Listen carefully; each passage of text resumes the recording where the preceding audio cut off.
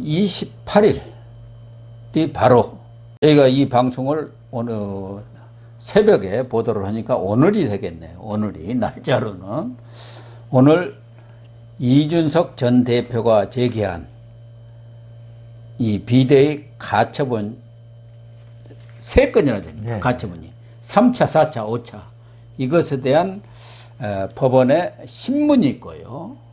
또 하나는 당윤리위원회도 오늘 같이 열립니다.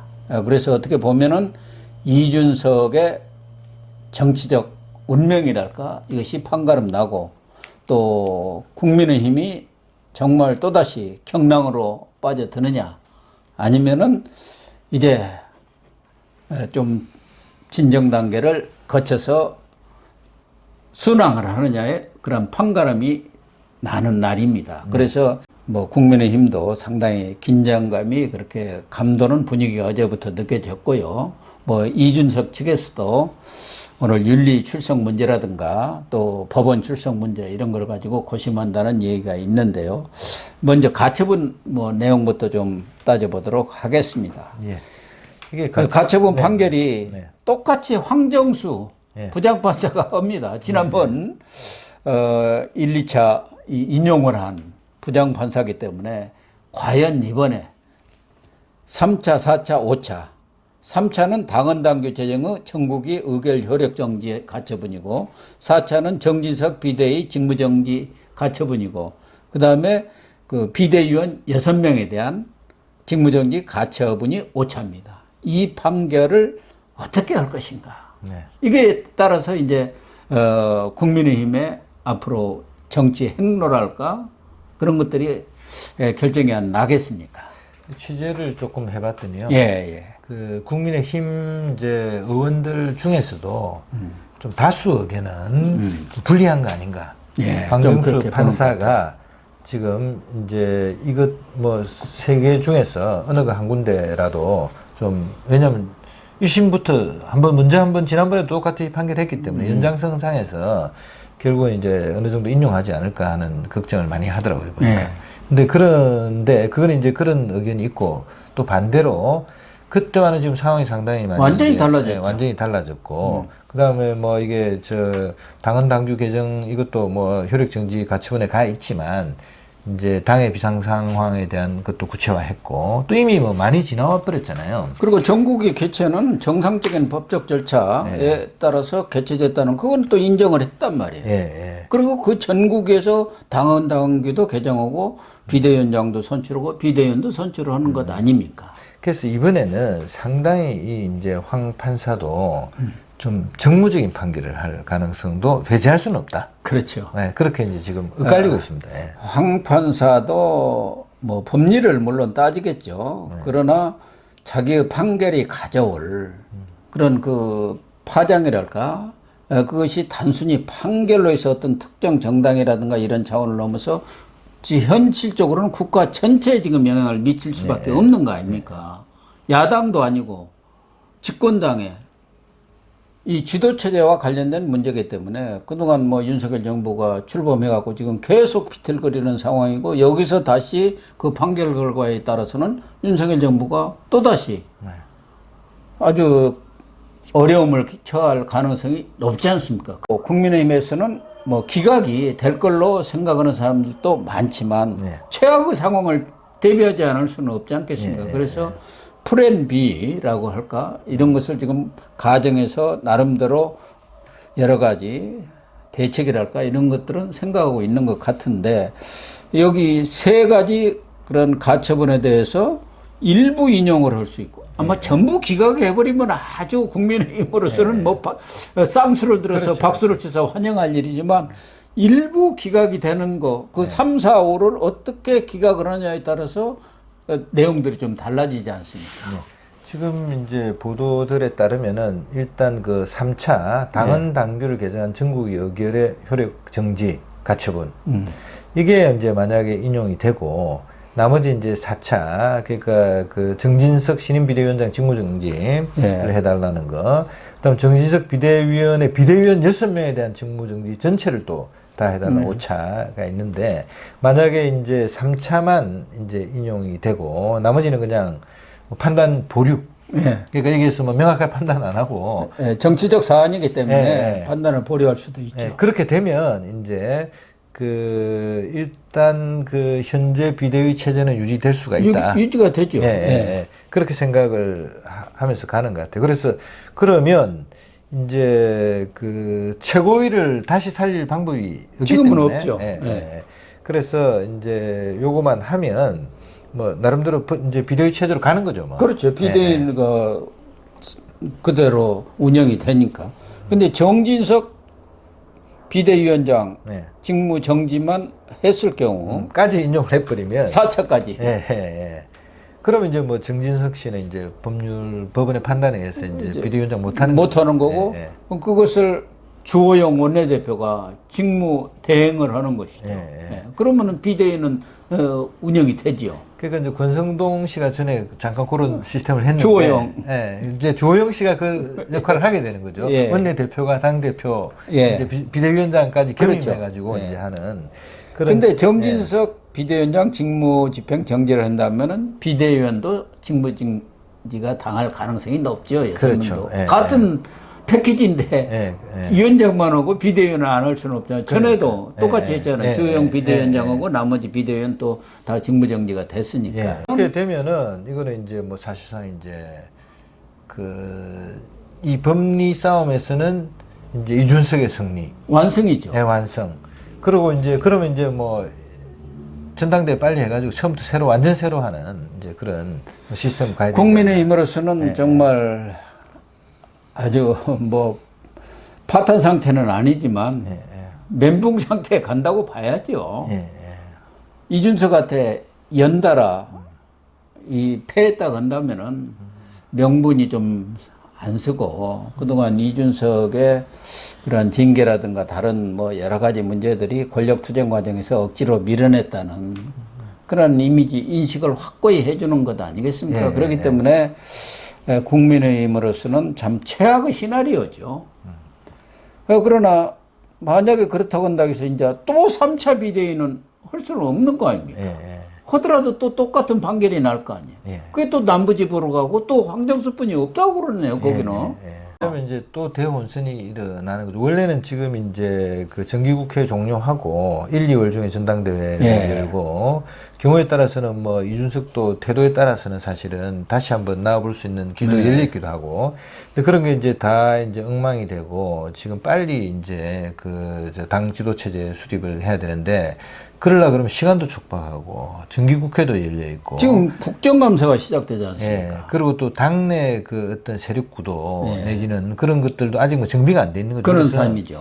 대혼선 뭐 대통령실도 지금 여러 가지 또 좀 약간 헤매고 있고 이번 사태를 보면서 이제 이런 얘기를 하더라고요. 결국은 다시 주호영으로 돌고 돌아 주호영으로 이제 온 거 아니에요. 그렇게 됐죠. 네, 그게 이제 국민의힘당 내부에 아마도 그 세력 구도가 지금 이제 권성동, 정진석, 주호영 이렇게 가는 그 세력 구도로 돼 있는 것 같아요. 네. 국민의 기대와는 달리 현실 그 당 안에서의 세력 구도도 있는 거 아니에요. 네. 그래서 그것 때문에 이제 이렇게 지금 된 것 같고요.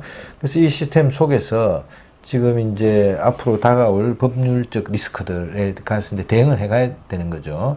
근데 기본적으로 이제 이준석 그 전 대표가 사실은 당내의 신임을 잃은 것은 물론이고 국민들에 대한 신임도 없지 않습니까? 그래서 이런 대혼란은 오더라도 이준석의 회생 이런 거로 이어지긴 좀 어렵다고 보이고요. 그래서 이제 지금 당윤리 이제 회의에 관심이 모아지는 거죠. 그렇죠. 같은 날 당 윤리위원회가 열리기 때문에 이미 지난 18일에 추가 징계에 대한 개시가 결정이 됐지 않습니까? 그리고 한 열흘 정도 걸려서 다시 윤리 전체 회의가 열리기 때문에 또 윤리에서 지난 20일인가에 또 입장문까지 나왔습니다. 그 이전에 18일 개시 때는 윤석열의 그 거친 언행 그것에 대한 얘기였는데 20일에는 당원으로서 당헌 당규를 지켜야 할 의무가 있는데 지금 당헌 당규를 완전히 무시하고 계속 가처분을 통해서 가처분 미궁석으로 진흙탕성으로 몰아넣는 거, 이건 당원으로서 해야 할 의무를 저버린 것이다. 이게까지 이제 같이 플러스 알파로 붙은 거예요. 그러니까 이런 내용을 오늘 윤리에서 어떻게 결정하느냐. 근데 지금 윤리에 상정을 할지 검토를 하고 있다고 합니다만은 아직 최종적인 그런 판단은 안 나온 것 같아요. 열려가지고 결국은 이제 이항이 윤리위원장의 결단 사항으로 넘어가 있는 것 같습니다.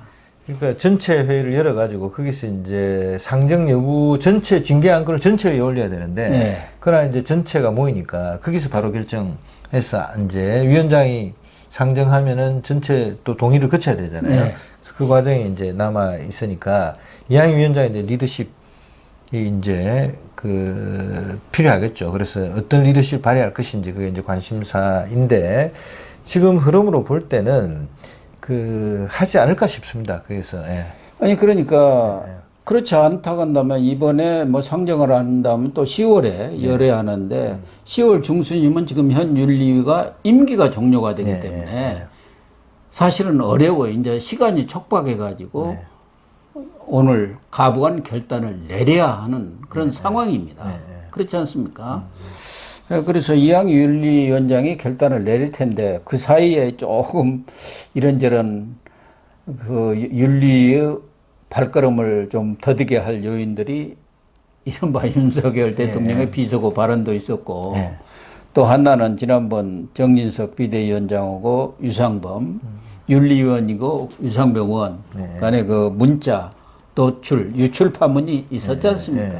그래서 유상범 윤리위원이 사퇴까지 했는데 그런 부분들이 영향을 좀 미칠 수는 있지만 그러나 지금 당의 상황이라든가 이런 것에 대한 전반적인 이해를 이항희 윤리위원장이 충분히 하고 있기 때문에 오늘 회의에서 최종적인 결단이 내려지지 않겠나 그렇게 보여집니다. 지금 징계의 종류는 지난번에 징계 6개월이고 그보다 이제 상위 추가 징계는 할 수 있기 때문에 뭐 징계 3년이라든가 그렇게 되어 있는 모양이에요. 당은 그러면 탈당 권유 또 제명 그런 거기 때문에 결과적으로 보면 뭐 3년 하더라도 징계 3년 하면은 저 2024년 총선도 끝난 뒤이기 때문에 사실상 뭐 제명이나 다 똑같습니다만은 탈당 권유 뭐 이런 쪽으로 가는 거 아닌가 하는 생각은 들어요. 그러면 10일 후에 자동적으로 제명 효과가 나니까 어떻습니까? 빨리 이제 여하간 제가 볼 때는 이 문제를 빨리 정리하고 왜냐하면 정치적 덕시도 있고요. 여러 가지 이제 잃는 것도 있고 얻는 것도 있을 겁니다. 그런데 지금 아직도 윤석열 정부가 사실은 출범한 이후에 명확한 어떤 그 국정 과제를 이끌어가지 못하고 있거든요. 그래서 그것도 지금 쉬운 과제가 아니에요. 지금 금리는 폭등하고 있죠. 서민들 요즘 보면 막 자살 사건 보도 같은 게 나오지 않습니까? 그리고 또 환율은 올라가지고 주가는 폭락하죠. 그다음에 글로벌 지금 뭐 이 상황들이 만만치가 않아요. 그래서 국제 경쟁에도 국가적으로 대응해야 되고 경제 문제도 이제 해결해야 되고 그런데 지금 이게 당도 제대로 정비가 안 돼가지고 아직도 당에서 이렇게 싸우고 있고 당내 지금 계속 뭐 원내대표, 당대표 계속 바뀌고 뭐 애매모호한 그러니까 누가 누군지 모를 정도로 바뀌고 있습니다. 근데 여기서 이제 이준석 전 대표는 단 한 번도 사실은 이런 그 국가적 어젠다에 대해서 지금 당이 힘을 모아서 해결해야 된다고 요즘 와서 한두 번 조금 한 것 같아요. 근데 고물가, 고환율 찾고 앉았다. 늘 그냥 자기 정치 투쟁만 한 거예요. 그래서 뭐 제가 볼 때는 결단 내려서 그 정치적인 결과에 대해서 뭐 책임을 져야 되겠죠. 그렇죠. 어떤 결정을 내리든 결정을 내리고 가는 게 좋다. 그렇죠. 매듭을 지어야죠. 그래서 또 만약에 뭐 탈당 권유라든가 제명의 그런 결정이 내리면 또 이준석은 또 그 윤리 결정에 대해서 추가적으로 또 가처분 신청을 하겠다는데 그렇게 될 경우 어쨌든 결정이 내리지면 대표가 고리된 것 아니겠습니까? 제명돼 버렸으니까.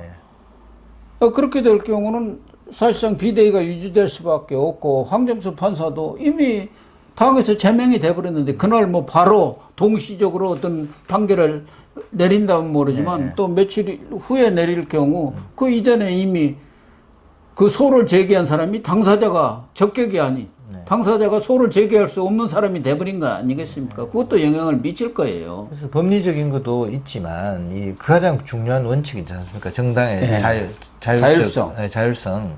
그래서 아마 황 판사도 저는 뭐 굉장히 부담 느끼지 않을까 그렇게 생각합니다. 그래서 뭐 이런 일들이 없이 참 순탄하게 집권당에 돌아가는 것이 가장 바람직한데 상황이 이렇게까지 악화됐다고 한다면은 뭐 윤석열 대통령은 물론이고 또 국민의힘을 끌어가는 핵심 인사들도 이제는 뭐 자고우면할 때는 아니라고 봅니다.